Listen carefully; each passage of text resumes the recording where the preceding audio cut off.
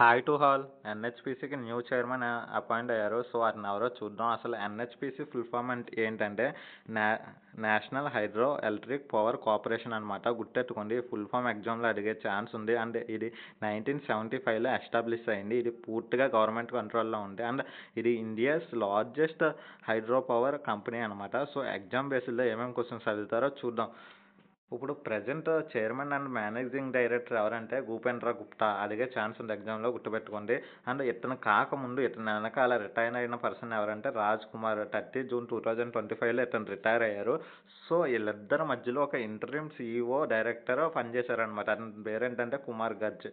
గుర్తెట్టుకోండి, మధ్యలో ఇంటరిమ్ డైరెక్టర్గా పనిచేశారు ఒక 2 months. ఇతను అయిపోయిన తర్వాత ఇప్పుడు ప్రజెంట్ ఉన్న వాళ్ళు ఎవరంటే భూపేంద్ర గుప్తా.